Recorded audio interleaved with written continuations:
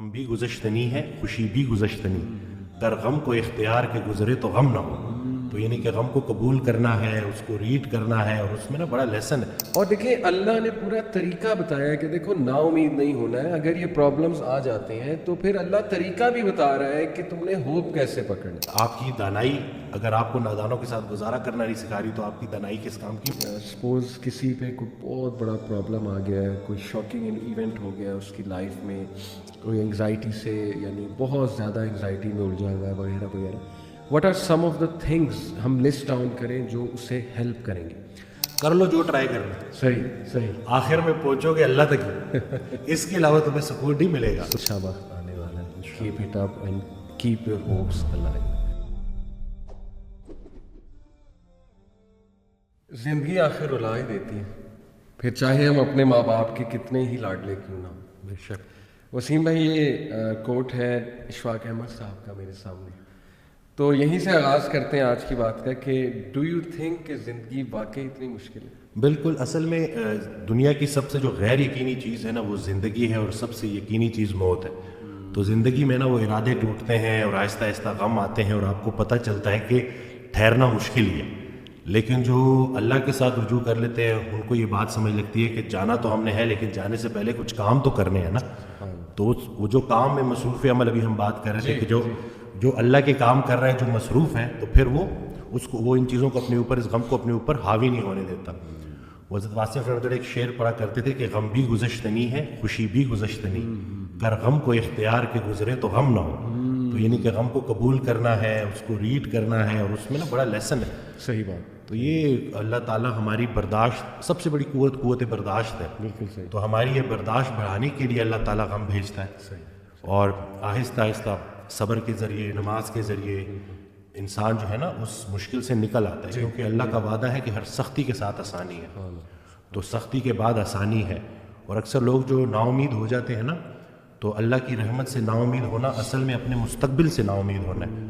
تو جب آپ اللہ سے پر امید رہتے ہو، ہوپ فل رہتے ہو، تو پھر وہ دن خیر سے گزر جاتا ہے. کیا بات. وسیم بھائی اگر ہم دنیا پہ نظر دوڑائیں، ایسے ایسے غم ہیں نا، یعنی لوگوں کی جب سٹوری سنتے ہیں اور اوور آل ورلڈ میں دیکھ لیں آپ، اور جو ہسٹری میں پاسٹ میں ہوا ہے، مطلب ایسے ایسے غم آپ کو نظر آئیں گے نا کہ انسان رو پڑتا ہے کہ یار واقعی دنیا میں بڑا غم ہے. لیکن اگر ہم یہیں پہ رک جائیں نا کہ بس دنیا میں بڑا غم ہے، زندگی بہت مشکل ہے، تو پھر تو ہوپ لیسنس ہے، پھر تو جو ہے نا وہ ایک ڈارکنیس ہے، ایک اندھیرا ہے. دیٹس وائی آئی سے ٹو پیپل کہ دیکھو جو ایتھیزم ہے وہ یہیں پہ رک جاتا ہے. وہ کہتا ہے کہ بس we are all here and we are doomed, اور بس ٹھیک ہے، سفرنگ بھی ہے، کیوس بھی ہے، ڈارکنیس بھی ہے، اب کیا کر سکتے ہیں. بٹ جب تک اسلام ہمارے پاس ہے نا وسیم بھائی، دیکھیں اللہ سبحانہ و تعالیٰ نے پہلے ہمیں بتا دیا، جیسے آپ نے کہا نا ایکسیپٹنس، اللہ نے ہمیں ایکسیپٹنس دلائی ہے کہ دیکھو اس کو ایکسیپٹ کرو کہ یہ دنیا ایک مشکل کی جگہ ہو، یہاں تمہیں مشقت کرنی ہوگی، اسٹرگل کرنی ہوگی. وی ول ٹیسٹ یو. ہم دیکھیں گے تم میں سے کون ایمان والا ہے. کبھی بھوک سے، کبھی خوف سے، کبھی خوف کا انفیکٹ ذکر ہے کہ خوف سے ٹیسٹ کریں گے. آئی تھنک انگزائٹی میں خوف کا ایلیمنٹ کافی جو ہے حاوی ہوتا ہے. پھر لاس آف لائف سے تمہیں ٹیسٹ کریں گے، لاس آف فروٹ سے تمہیں ٹیسٹ کریں گے. لیکن وبشر الصابرین. اور دیکھیں اللہ نے پورا طریقہ بتایا ہے کہ دیکھو نا امید نہیں ہونا ہے. اگر یہ پرابلمز آ جاتے ہیں تو پھر اللہ طریقہ بھی بتا رہا ہے کہ تم نے ہوپ کیسے پکڑنا. جیسے آپ نے کہا کہ نماز ہے، پھر صبر ہے. تو how amazing is the philosophy of our religion. بالکل سبحان اللہ. اور جو ایتھیسٹ سے جو نہ ماننے والا ہے، وہ میں اس کو یہی بولوں گا کہ وہ بیچارہ اللہ کی نعمتیں بھی استعمال کرتا ہے اور اللہ کو مانتا بھی نہیں ہے. سبحان. ٹھیک ہے نا. تو تحقیق جو ہے نا وہ آپ کو بعد میں وہاں پہ پہنچائے گی جہاں تسلیم پہنچائے گی آپ کو پہلے. تو جو سرنڈر کرنا ہے نا، یہی سب کچھ ہم نے کرنا ہے. ایک آڈیو میں بیان کر رہے تھے حضرت، تو کہ انہوں نے کہا کہ پورا سرنڈر کرنا ہے. تو جواب آیا کہ حضرت اتنی کمزور صلاحیتوں کے ساتھ پورا سرنڈر کیسے کرو؟ تو انہوں نے کہا کہ تم پورا سرنڈر کرو، تمہاری صلاحیتیں بھی پوری ہو جائیں گی. سبحان اللہ. تو یہ ہے کہ جب آپ پورا سرنڈر کرتے ہو نا، یہ جو اپنی کارسازی نکالو گے تو کارساز کی کارسازی سمجھ آئے گی نا. تو یہ جو اللہ ہے نا، یہ ہمارے ارادوں کو توڑتا ہے، اور نہیں آتی کوئی پریشانی اس وقت تک جب تک وہ بڑی پریشانی کو ٹالنے نہ آئی ہو. وہ ایک واقعہ سناتے تھے کہ ایک بندہ ایک اللہ والے کے پاس جاتا ہے اور کہتا ہے کہ میرا مکان نہیں بک رہا، تو دعا کریں. صحیح. انہوں نے کہا کہ نہیں تمہارا مکان نہیں بکے گا، جاؤ. تو وہ بڑا پریشان ہوتا ہے، پھر دوبارہ جاتا ہے، کہتے ہیں کہ آپ دعا کریں، کہتے ہیں چلو میں دعا کر دیتا ہوں، مکان بک جاتا ہے. تو وہ اس اللہ والے کے پاس جاتا ہے اور اس سے پوچھتا ہے کہ آپ جب میں پہلی دفعہ آیا تو آپ نے کہا کہ مکان نہیں بکے گا، صحیح. اور جب دوسری دفعہ آیا تو آپ نے کہا کہ بک جائے گا. تو کہتے ہیں کہ پہلی دفعہ جب تم آئے تھے تمہارا ماتھا روشن لگ رہا تھا، صحیح. تمہارے ماتھے پہ خوش قسمتی کے آثار تھے. سبحان. دوسری دفعہ جب تم آئے تو تمہارے ماتھے سے بدقسمتی کے آثار آ رہے تھے، کیونکہ بڑا بدقسمت ہے وہ انسان جس کی زندگی میں اس کا گھر بک جائے.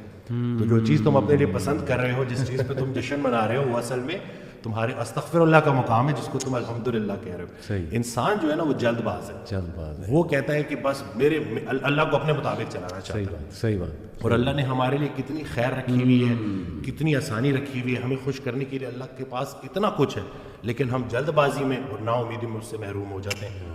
اور شیطان جو ہے نا وہ ہماری رگوں میں خون کی طرح دوڑتا ہے. صحیح. تو اس کا طریقہ واردات ہے ہی یہ وسوسہ دینا. وسوسہ جو ہے نا وہ ایمان کی نفی ہے، اور یقین جو ہے نا وہ وسوسے کو نفی کرتا ہے. کیا بات. تو ہم نے یقین کو پختہ کرنا ہے. یقین نور ہے، شک اندھیرا ہے.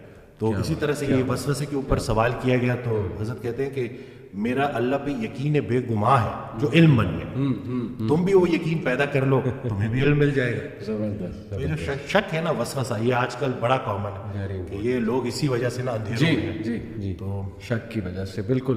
اچھا، یہ آپ نے جو بات کی نا کہ انسان جلد باز ہے، اس میں مجھے قرآن کی آیت بھی یاد آئی. اللہ سبحانہ و تعالیٰ نے انسان کی نیچر بتائی ہے.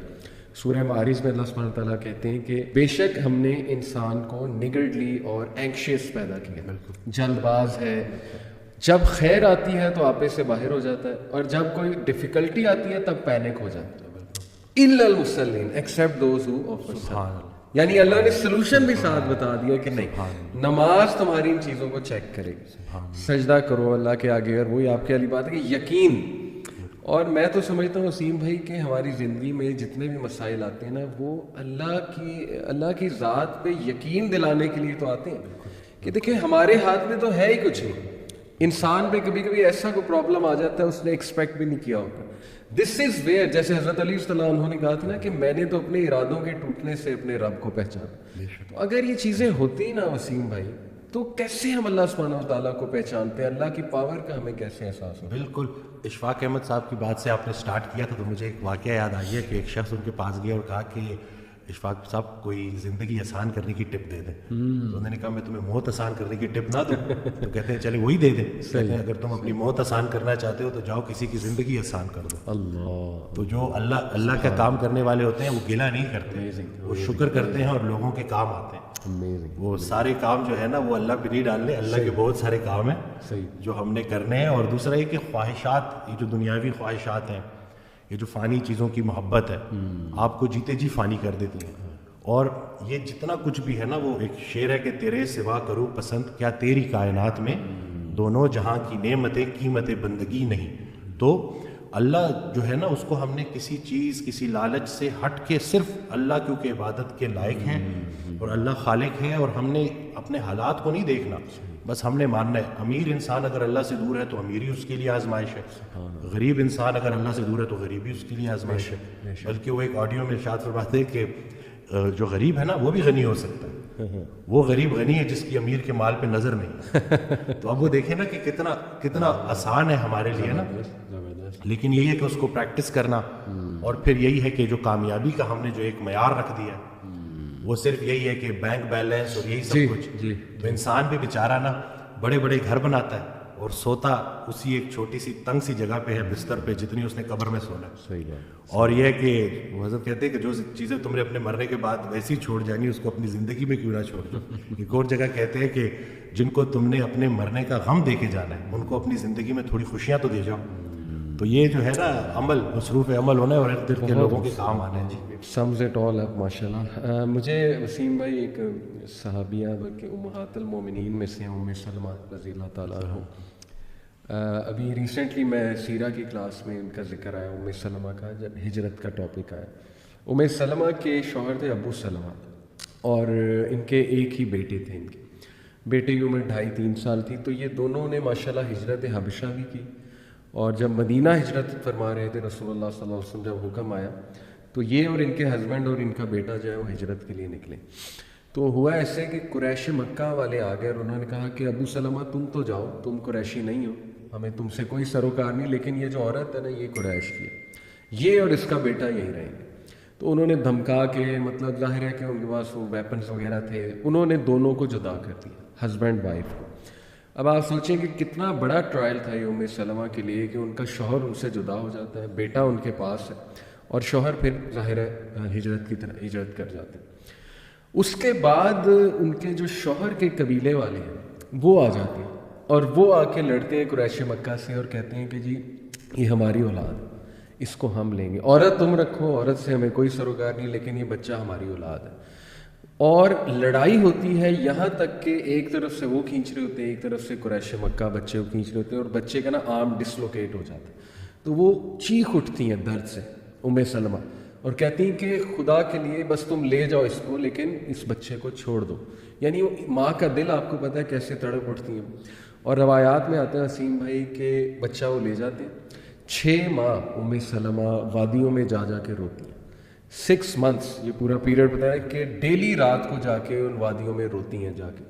یعنی آپ دیکھیں کس اینگوش اور کس پین میں وہ مدر ہوگی کہ شوہر بھی, لیکن ہوپ تھا, اللہ سبحانہ و تعالیٰ کے لیے کر رہی تھی, اور انہیں پتا تھا کہ اللہ کی طرف سے ٹیسٹ ہے.